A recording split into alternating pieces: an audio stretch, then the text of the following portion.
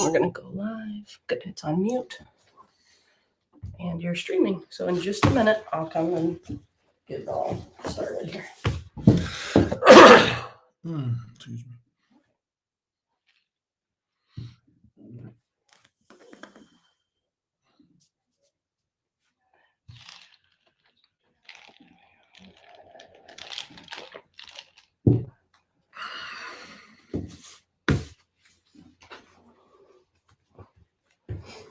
Almost.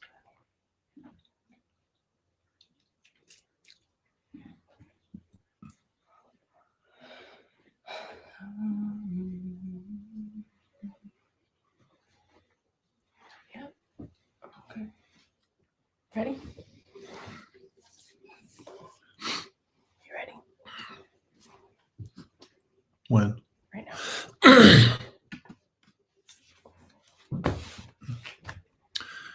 Well, my IT department says that we're live, so I'm going to just pretend that we are, and I'm going to move forward. Hope you're with me.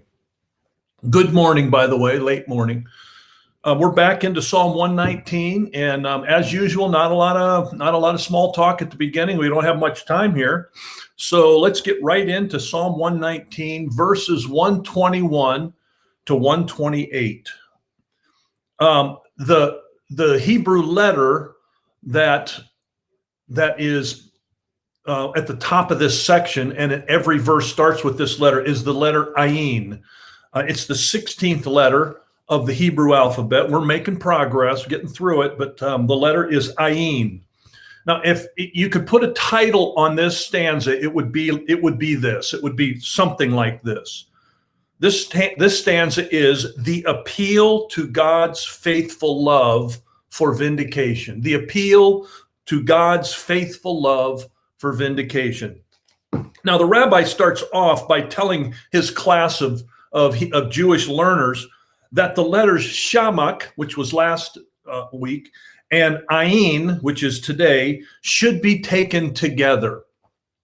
You will remember that Shamak means support. The Hebrew letter looks like the English letters O.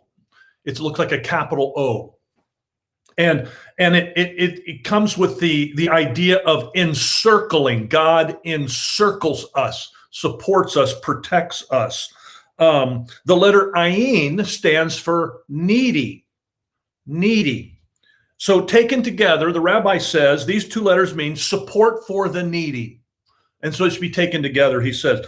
Support, protecting, encircling the needy, doing for them what they need. Shamak, Ayin. Support not necessarily in a monetary way or financial way, but in words of solace, supporting them in words of solace, or giving them a sense of self-worth by how we treat them, how we support them in life, not necessarily financially. The rabbi said that not all of us have the ability to, or are in the position to help people monetarily or financially, but all of us can do what it is said here. All of us can support and encircle those in need for the purpose of giving them self-worth. To treat them with respect is one aspect of giving them support. To not look down on them because of their difficult current situation. So kind words that support them as a human being. And all of us can do that. The rabbi also read from a commentary that the letter Ayin can also relate to or be considered like an I. It sounds like I, like the I, but it is, he says, one commentator says that Ayin has to do with looking at the Torah with your eye, with your mind's eye, for much greater and deeper understanding. The rabbi reminds us that Ayin's numerical equivalent is 70. He says there are 70 faces of the Torah, or 70 faces to the Torah. These are like facets of a diamond, he said. 70 faces, with each face beautifully sending messages out to our mind's eye. Ayin, the letter Ayin, opening the full range of the Torah. Well, enough of that. Okay, that's the beginning there. Then let me just go on to say this. It is said that the verses 121 to 125, we find David making requests, pleading, begging, yearning, if you will, asking God for knowledge of the Torah, like what else is new, right? He is asking to specifically be shielded from anyone who would get in the way of him studying Torah. Verse 21. Let's go right on to verse 21. It says this: I have done what is righteous and just. Do not leave me to my oppressors. In other words, Dave said, I did. Now don't allow me to be taken advantage of, or don't abandon me. I did the law. Don't leave me to those who would take advantage of me, who would rob me. David says to God, don't abandon me, stay with me.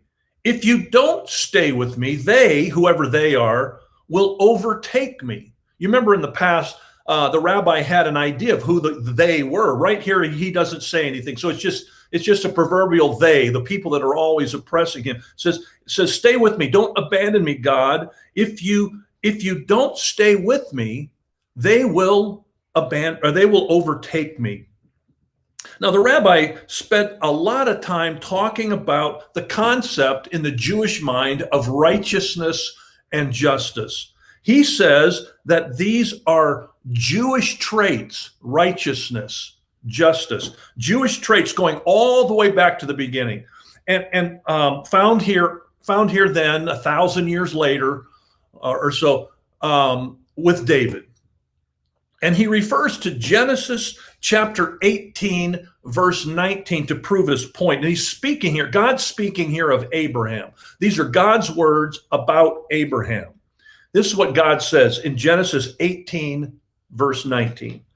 I have chosen him so that he will direct his children and his household after him to keep the way of the Lord by doing what is right and just. So listen, so that the Lord will bring about for Abraham what he has promised. So here's the concept. Abraham, God says, I want Abraham to do what is right and just, so that the Lord will bring for Abraham what he has promised. I mean, we talked about this on Sunday a little bit, the if-then principle of the kingdom of God. We could say quid pro quo. I was going to use that on Sunday, but I have a hard time saying it, so I didn't say that. But it's something for something. It's someone does something and someone does something back. It's the if-then. If you do this, then I will do this. So David knew all of this. He knew this, as the rabbi says, these Jewish traits of righteousness and justice. And he says to God, I have done this. I have done righteousness. I have done what is right. I have done what is just. Now, God, fulfill your part of the promise. Fulfill your promise. The rabbi called this a spiritual formula. He actually called it a spiritual formula. If you do this, I will do that. If we act in righteousness and justice, God will bless, God will act, God will move. The rabbi gives a reference from even Isaiah later on past David. So back in Genesis, we have righteousness and justice. Here with David, we have righteousness and justice. And now down in Isaiah, we have righteousness and justice. In chapter 56, verse 1. The rabbi points us to this to further illustrate that this is ingrained in the Jewish heart. Isaiah 56, verse 1. Maintain justice and do what is right, for my salvation is close at hand. In other words, maintain justice and righteousness in order to receive my salvation. This notion of doing justice brings about protection from injustice. And that's one thing the rabbi stressed about David here. The notion of doing righteousness, doing justice is some kind of protection, encircling, if you will, is some kind of protection from injustice. In the long run, that is true, but sometimes even in the short run. And the rabbi's talking to a room full of Jewish learners, and for the Jewish people, there have been long, long stretches of times where they have tried to do righteousness and justice along the way, but salvation has not come. I mean, they were in Egypt for 400 years, for example, praying, pleading, seeking, yearning God to set them free. David says, "Save me from those around me who are intent on my destruction," or they are interested in doing injustice. So save me from those around me who are intent on my destruction, because I have done justice. There you have the if then again. David believed this. He believed that God would protect him, God would shield him, as long as David walked in the ways of Hashem, of God. So there is this if-then thing that we talk about. Now, I think we bristle at that a little bit because we're so against a works righteousness, or the prosperity gospel, for example. If you do this, God's going to bless you, that kind of a thing. And that is taking the if-then principle of the kingdom of God too far. So there is all through the Bible. That's why the prosperity gospel can stand up on at least a leg or two, is because they can point back to many times in the Bible where God says, if my people who are called by my name, then I will. If then. So it's not something that I do this to get something. It is, again, we've said this many times, I do righteousness and justice in a sense for my relationship with God. I want a close relationship with God. And in that close relationship, I am blessed. I am blessed by the relationship. I am blessed by the closeness. I am blessed by being in the presence of God. So there is something to it. So this is one reason why David did his justice and righteousness for the blessings of God. He wanted God's protection and blessing. That's one reason why he did that.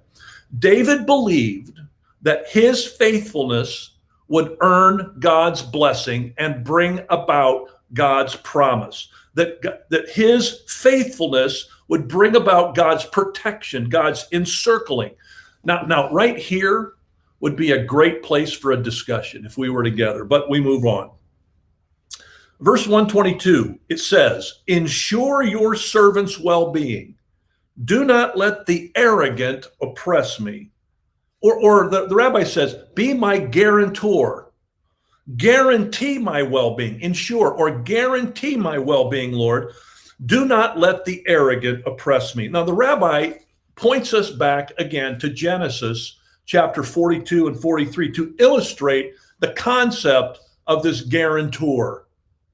Be my guarantee. Guarantee me well-being. And he talks about the time when there was famine in the land, and Jacob sent his sons to Egypt to get food. You remember all of that.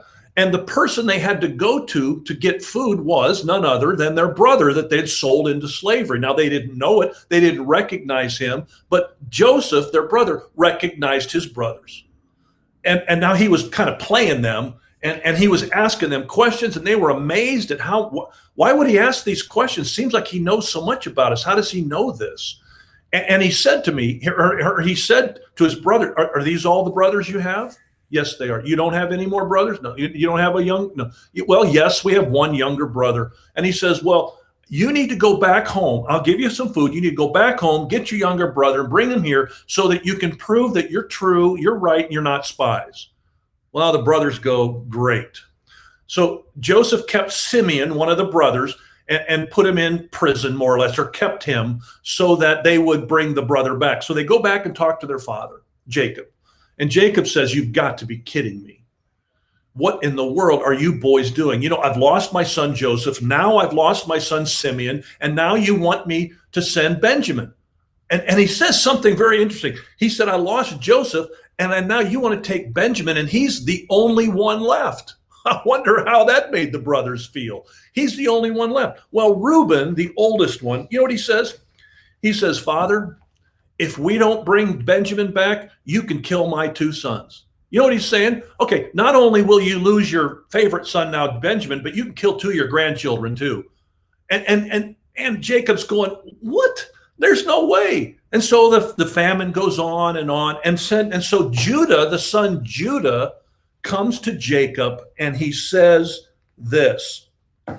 He says to Jacob, send the boy along with me, and we will go at once. I myself will guarantee his safety. You can hold me personally responsible for him. If I do not bring him back to you, I will bear the blame before you all my life. What Judah is saying here is what David is asking God for. Judah's saying, I guarantee the well-being of your son Benjamin. And David is saying, this is what he's asking God. God, I want you to guarantee. Now, who would you rather have being your guarantee, Judah or God? Well, there's no contest. So, but the rabbi said, this is the concept. This is the idea that David is asking. And he's saying, God, ensure or guarantee my well-being. David has all these people around him that wish him harm. We've seen this over and over again. And who but God can ensure guarantee his well-being? David is putting his trust in God here in this verse. He's actually putting his very life in God's hands. Now, the rabbi mentioned that another Jewish commentator from years before translate the Hebrew word that is translated here in English, ensure, and the way the rabbi translated it as guarantee. He says this other commentator translates it with the word flavor, as in spices. This verse, 122, is another verse that the Jewish people use or they recite around Rosh Hashanah, their New Year's. And think about this. What they're saying is, according to the rabbi, prepare us, flavor us, prepare us for goodness this coming year. They're praying for God to make them a flavorable person in the community, or to prepare them for what's to come. The rabbi says that the Jewish life should be, this is good. Listen to this, because true for us too. The rabbi says that the Jewish life should be a life of meaning and holiness. He said, the rabbi said, we use this verse to ask God to prime us for a life of meaning and holiness. Fascinating.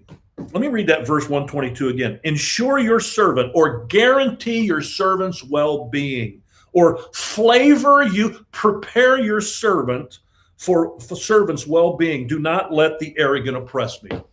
Well, the next 3 verses 123 to 125, David expresses heartfelt yearning and aspirations. But what did he yearn for? We're going to look and see what David yearned for, what he strove for. What did David even live for? Verse 123, listen to this.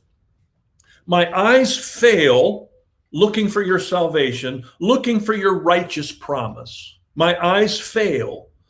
My eyes pine, the rabbi said, another way to say it. My eyes pine for God's salvation. David pines or yearns for God's salvation and for God's sayings of righteousness. God's salvation, the rabbi says, are the promises that he makes. Now think about that. God's salvation are the promises that he makes. And later on, the rabbi talks to this group about the Messiah, the promise of the Messiah. So in that context, we agree with that. The rabbi explains why he translates what we have in English here, fail, my eyes fail, to the word pine. Why does he use the word pine? And he says, when you pine for something, It has not yet come. You are longing, you are yearning, you are pining, you desire it, you crave it, whatever it is. So fail, the word fail is used here in English to denote waiting and watching for a long time. As a matter of fact, I've been watching, I've been waiting so long that my eyes are tired. Now, the rabbi says pining is the same concept. I am pining, I am yearning because there has been a delay for some reason. I expected whatever I'm looking for to be here already. I expected things to be right, and they are not right yet. I have been pining for something from the Lord. Have you ever done that?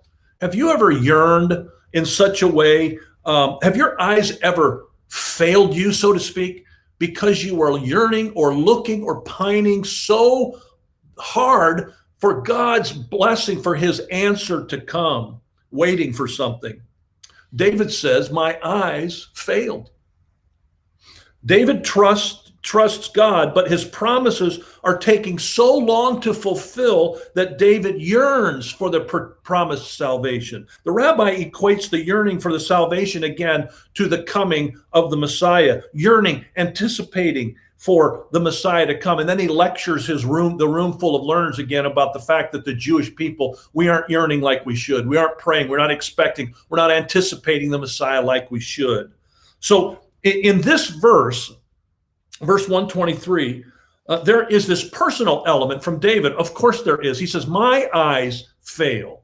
But the rabbi brings in the corporate aspect of this verse in the context of David wrote this psalm, but we, the Jewish people, use what David wrote for our self-expression and even our expression as a people too. He says, as a people, our eyes fail as we pine, yearn, crave, desire, seek the Messiah.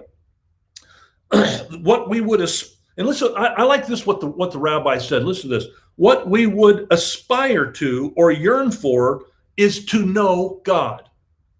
We aspire and yearn to know God, to know his salvation. And he said, if you know his salvation, you know God.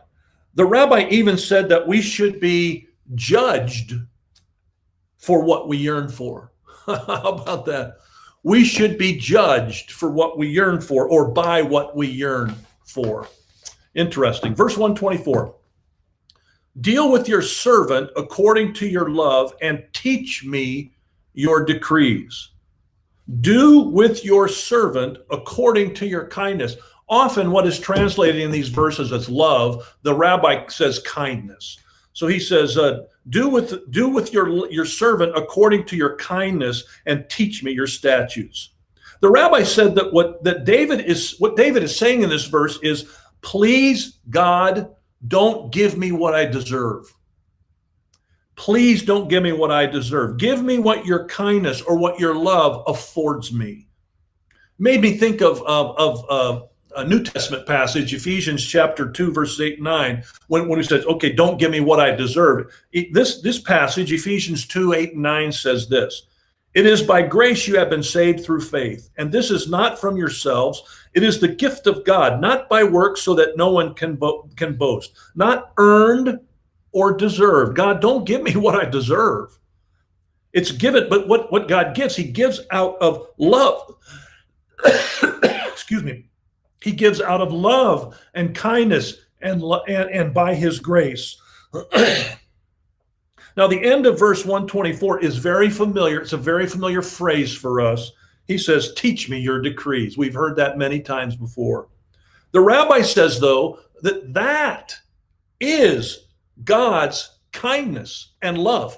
When he teaches his people, his children, when he teaches David his decrees, his statutes, his law, his Torah, that is God's kindness and love. David says, teach me your decrees, make me wise as I live here on this earth.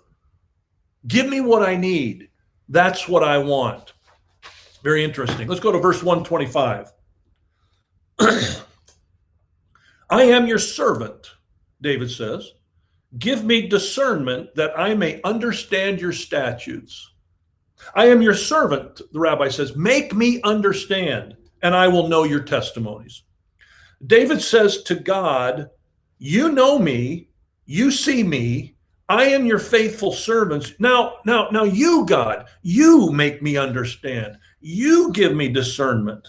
You see, what I can get from personal study as I immerse myself in God's word, that's one thing. I'm immersed, but I can only go so far on my own as I look and I study and I pore over God's law. Now I need, God, you to supernaturally give me what I can't get in my own strength or my own power or in my own capabilities, no matter how I see my screen froze, but I'm going to keep going. No matter how immersed I am, how good I am, if you will, for learning the Torah, you can only get so much from intense study. There comes a time when what is left can only come directly from God. But most of us, I mean, to be honest, most of us don't take the time for that. So we live our lives fully dependent on our human limitations, spiritually speaking, and that's good enough. Like David, our prayer should be, give me discernment, God. Give me understanding. Teach me the depths of your word. Sometimes I study your word, Lord, and I'm so blessed. I get so much out of it. Lord, I'm asking you to help me get deeper, as only can happen when you guide me, when you make me understand. This is what I'm talking about, is beyond my abilities and capabilities. When you do that, God, then I will know how to serve you better.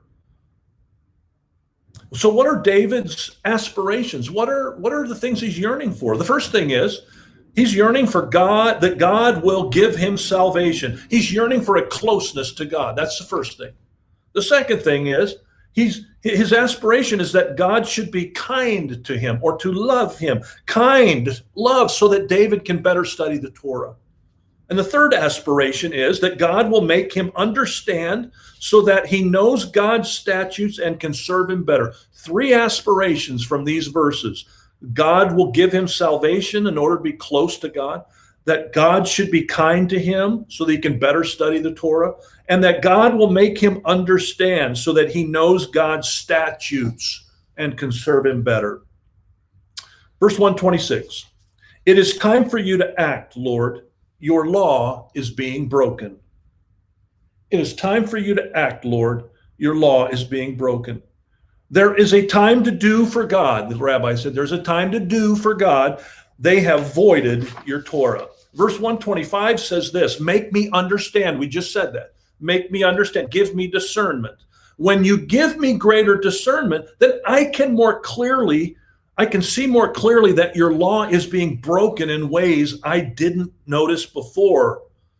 And I see now, even more than before, that, Lord, it's time to act.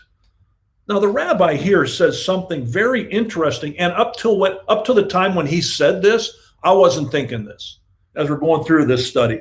The rabbi says something interesting. He says that David here is interested in finding a way or finding ways to bring back the lawbreakers to Yahweh or to Torah living. He's trying to find a way to bring back the lawbreakers to obedient Torah living.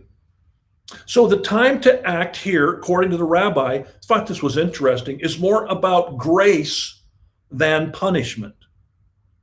Interesting interpretation.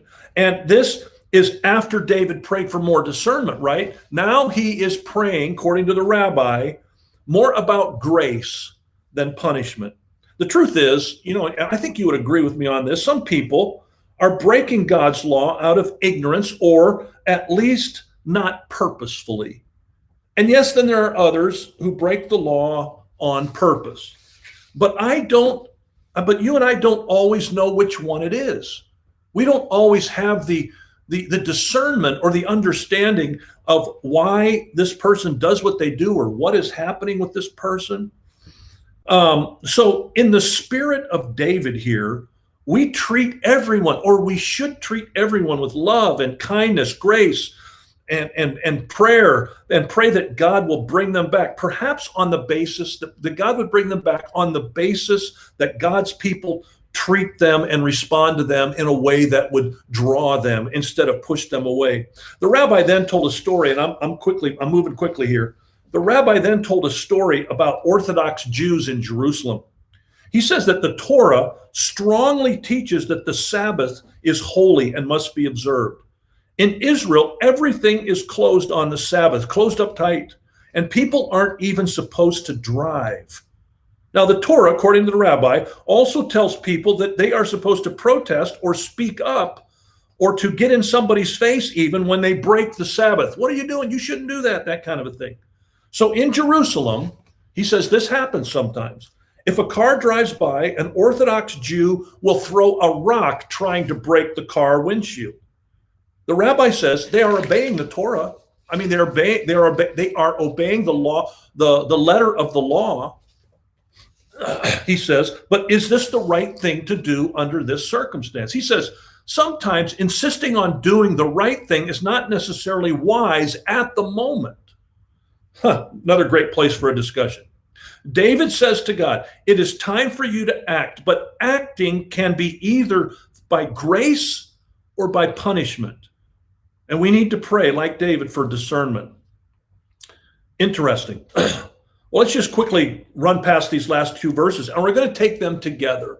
We take these last two verses together. Here's what it says, verses 127, 128.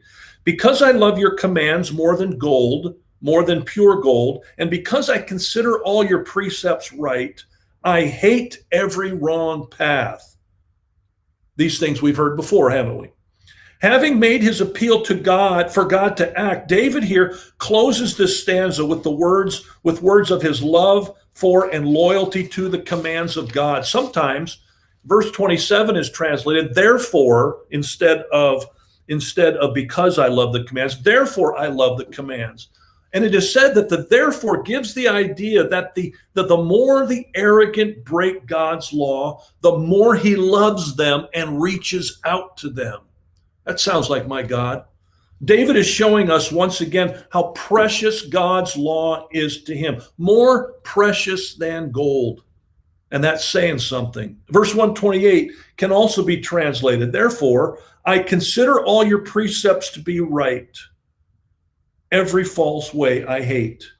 My parents used to sing a song, a duet. It's one of their favorites. Matter of fact, we played it at my dad's funeral. We actually had a tape. Of my mom's funeral. We actually had a tape of them singing that when they were young. It's called "God's Way is the Best Way." And when we strongly feel that way, that God's way is the best way, all other paths turn us away. David says, I hate every wrong path. Well, you can sum up this stanza on Ayin. You can sum it up this way, with this phrase. People who pray for God to act on their behalf must demonstrate their loyalty to him by their obedience to his word and rejection of his false ways. And that is that. Paul Harvey, what did he say? That's the rest of the story. Not quite. We've got a little more to go. But let me pray for us. Father, protect us. Encircle us. We long, we yearn for your presence. Give us discernment and understanding, in part at least, on how to treat other people that aren't walking in your way.